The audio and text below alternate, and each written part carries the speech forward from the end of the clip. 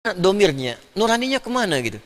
Makanya saya sepakat, tangkap aja orang-orang begitu tuh, penimbun masker, penimbun macam-macam, dosanya banyak. Dan nggak sadar gitu.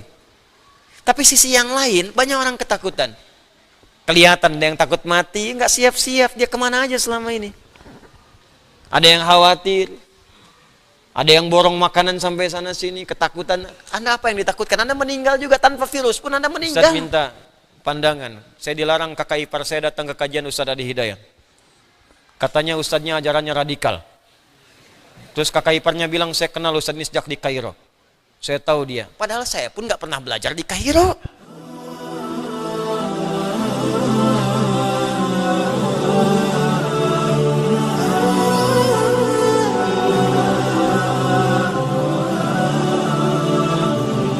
Ya, teruskan dulu. واستمر نزولها إلى قبيل وفاة النبي صلى الله عليه وسلم بفترة قليلة وكانت آخر آيات من القرآن نزولا منها هي قوله تعالى واتقوا يوما ترجعون فيه إلى الله ثم توفى كل نفس ما كسبت وهم لا يظلمون. Sampai turunlah ayat-ayat ini berakhir sampai sebelum wafatnya Nabi sallallahu alaihi wasallam, hingga akhir ayat yang diturunkan kepada Nabi sebelum wafat termasuk bagian surah Al-Baqarah. Akhir ayat, ya, yaitu Al-Baqarah ayat 281. Paling kanan sebelah bawah di mushaf.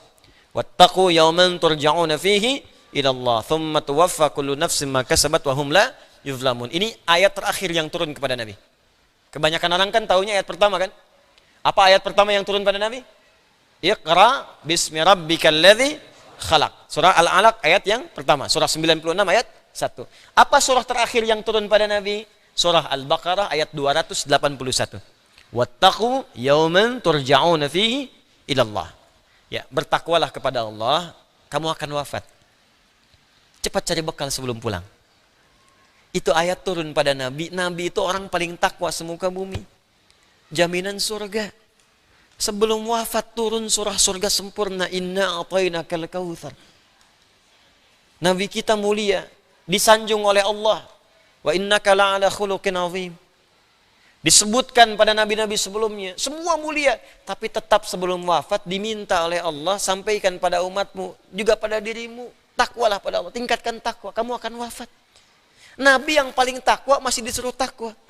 Ya ayuhan nabiyyu ittaqillah. Hei Nabi, tingkatkan takwamu kepada Allah. Jadi kita harusnya malu Pak, Ibu, kepada Nabi. Nabi yang paling takwa disuruh takwa, maka kita yang bukan Nabi seharusnya lebih pantas untuk mengerjakan itu semua. Kata Allah, kamu akan wafat.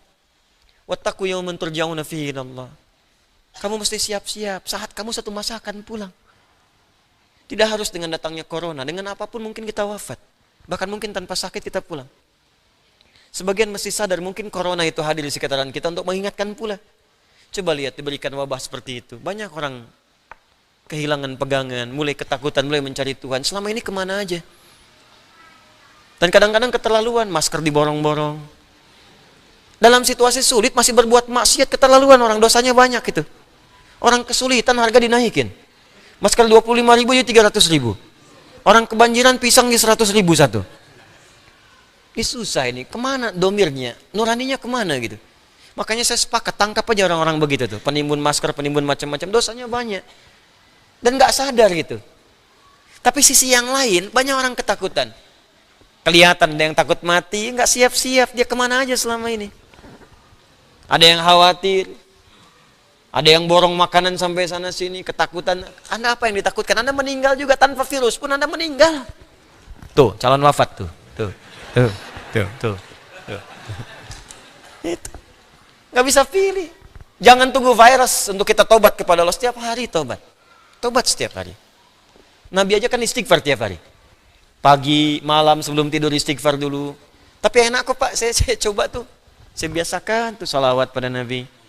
Ya Allah, saya pengen ketemu Rasulullah. Salawatullah salli ala sayyidina Muhammad wa salli ala Muhammad wa ala ali Muhammad. Ya Allah pertemukan saya dengan Rasulullah. Ya Allah, saya pengen ketemu, saya rindu Rasulullah. Salawat. Ya Allah, saya banyak dosa ya Allah. Saya takut dengan dosa ini kembali kepadamu. Saya takut ya Allah dengan hisab. Astagfirullah. Takut kalau pulang sulit, takut kalau pulang dalam keadaan masih maksiat, takut kalau pulang berlumur dosa-dosa.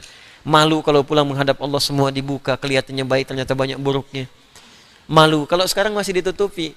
Antum tuh ngelihat saya mungkin karena baiknya aja belum dibuka aibnya oleh Allah. Makanya banyak-banyak istighfar. Kan kita nggak sempurna gitu. Makanya ayat terakhir turun kepada Nabi Muhammad ini, Nabi sebelum wafat masih disuruh takwa. Kamu nanti akan meninggal, kata Allah. Tsumma tuwaffa kullu nafsin ma kasabat wa hum la yuzlamun. Dan setiap yang diwafatkan akan dihisab berdasar amalan-amalannya. Makanya mesti hati-hati. Mesti hati-hati. Itulah, jangan cari banyak dosa lah. Dosa kita udah banyak. Ngapain dikumpulin lagi? Tobat malam ini tobat. Udah pulang. Antum wafat, saya wafat, kita wafat. Tobat. Ya, saya anjurkan kita perbaiki diri. Ini mungkin banyak musibah juga karena kita banyak menganggap ringan segala kesalahan itu. Sekarang kayaknya ringan banget. Nyawa hilang aja ringan sekarang ini. Keterlaluan manusia sekarang itu. Coba tiap hari kita buka itu, media sosial, media-media, TV, apa kayaknya, apa nggak ada yang baik-baik yang diberitakan tuh di negeri ini? Buka sedikit pembunuhan, buka sedikit perampokan, buka. Apa nggak bisa ditutup yang seperti itu? Kadang-kadang dicontohin, tutorial berbuat maksiat itu dicontohin. Cara bikin bom dikasih contoh. Cara, ini kan harusnya nggak banyak diekspos. Cara maling motor diekspos. Cara mencuri mobil diekspos, ditonton, dipraktekin besoknya. Di pelaku pencurian itu jadi bertambah. Ya, jadi tutorial maksiat memang kayaknya setan sekarang sekolahnya tinggi kayaknya itu. Ada kuliah persetanan mungkin itu. Ini paling bahaya sekarang ini. Paling bahaya. Ini mesti banyak-banyak istighfar nih. Bu, Pak ya, tontonan di rumah tuh udahlah. Kalau perlu TV begitu matikan aja deh. Saya di rumah tuh nggak pernah saya setel. Kalau setel tuh paling-paling yang di Mekah. Rusak semua kalau begitu tuh. Rusak. Udah bunyikan mushaf di rumah. Dengarkan mushaf. Ya, dengarkan kisah-kisah yang baik. Itu masih banyak bacaan bagus kok. Buka Sirah Nabawiyah, sekarang udah jadi kisah. Ustadz-ustadz kita yang nyampaikan bagus-bagus. Buka itu. Ustadz Budi Asari, Ustadz Khalid Basalama, Ustadz lain. Dengarkan aja. Setel di rumah. Lebih enak dengerin itu daripada buka-buka TV nggak jelas. Radio-radio nggak jelas. Tiba-tiba dari balik pohon muncul. Apa sih? Anda dapat apa?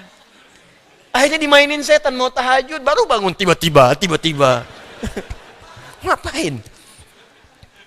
Tinggalin yang nggak jelas itu. Ya, cari yang baik-baik. Jadi hidup kita tuh tenang gitu. Ya, sekarang ini ada saatnya lah kita mesti tegas pada bagian-bagian tertentu dalam kehidupan kita itu.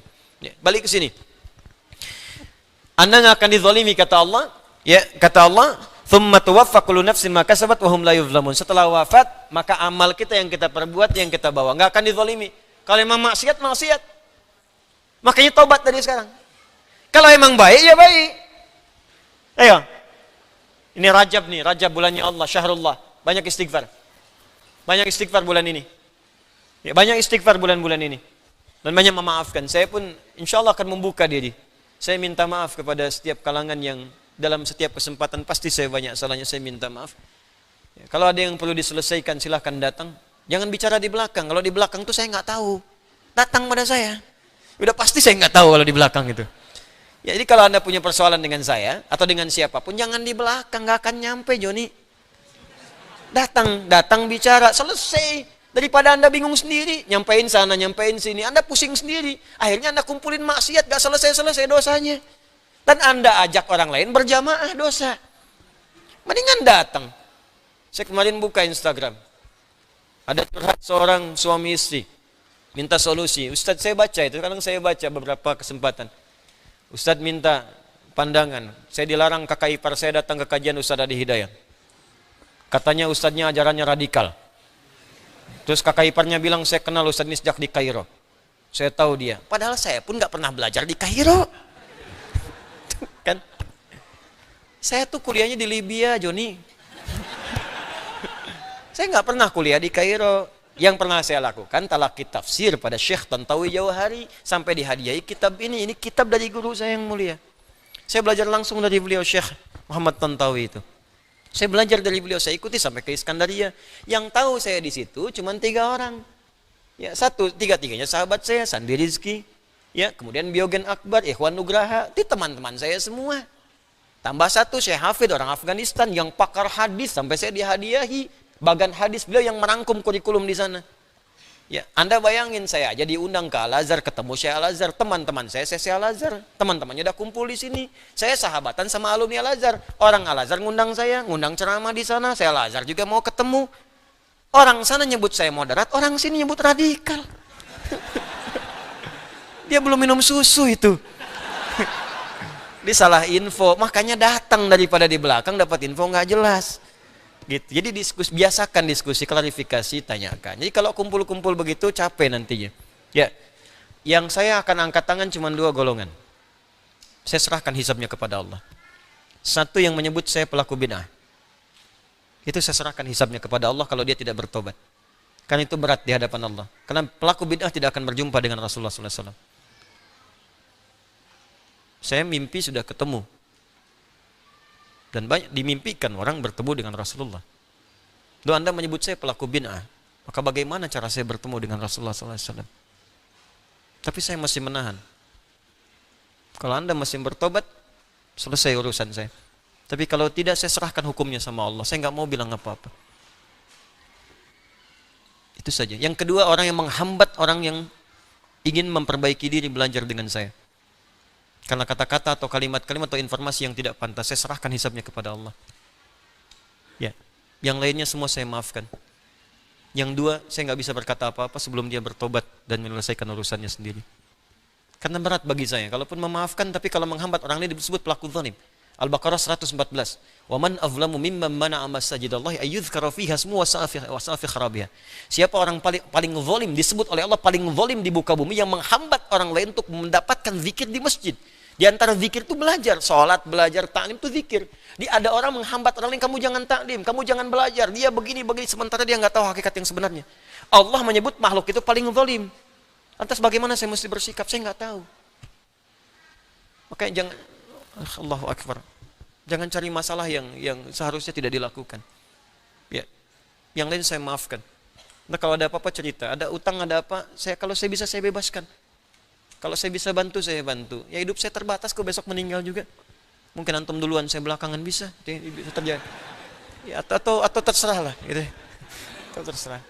Ya, jadi sudah jangan banyak cari maksiat. Nah, kalau yang dua tadi saya serahkan urusan sama Allah. Yang menyebut saya bid'ah, atau yang kedua yang menghambat orang lain untuk mengaji tanpa alasan yang jelas.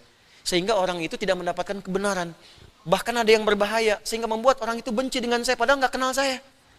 Coba Anda kebayang nggak? Kalau Anda kenal, Anda benci, mungkin ada persoalan. Anda nggak kenal, Anda benci. Kebayang nggak? Yang paling bahaya itu kan paling bahaya. Anda nggak kenal setan, difasilitasi. Anda nggak kenal saya, dibenci. Kan perbedaannya jauh. Bayangkan Nabi Musa saja, Nabi, Rasul, ya kenal Fir'aun, makhluk paling zalim. Fir'aun tuh ustad bukan, ngaku Tuhan, hobi bunuh orang. Diperintahkan Musa berdakwah kepada lembut. Faqula lahu qawlan layyina. Anda Nabi bukan, Rasul bukan, surga belum jelas, amalan berantakan, hisab menegangkan.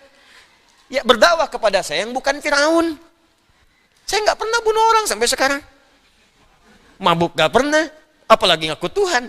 Terus tiba-tiba Anda mencela saya, Anda siapa? Ya, termasuk saya pun demikian, kita sama-sama perbaiki diri. Tapi poinnya adalah kita akan wafat, itu aja. Kita akan wafat. Ya, kita akan wafat. Tolong yang apa namanya? Saya pernah berjanji pada siapapun, kalau belum ada hubungi staf saya segera. Saya selesaikan. Mungkin ada yang pernah disampaikan antum umroh atau antum dapat porsi haji kuota, ya atau misalnya saya ingat tuh satu aja, ada Joni yang pernah manjat bendera itu. Ingat, terbayang saya di benak saya itu. Saya pernah janjikan beliau beasiswa gitu, ada uang senilai tertentu. Kalau ada yang tahu aksesnya tolong sampaikan. Kalau bisa ke sini saya ketemu. Saya nggak ada masalah, saya cinta negara saya, cinta bangsa saya. Siapa yang menghormati bangsa saya, sekalipun dia tidak seagama dengan saya akan menghargainya. Karena saya mencintai negara saya. Joni bukan muslim, tapi dia sudah membanggakan bagian menjaga marwah negara kita. Kita mesti angkat dia. Wallahu alam, kalau dia dapat hidayah, alhamdulillah. Kalau tidak, saya nggak paksa. Yang penting saya bisa mewujudkan cinta saya pada bangsa saya dengan menghargai siapapun.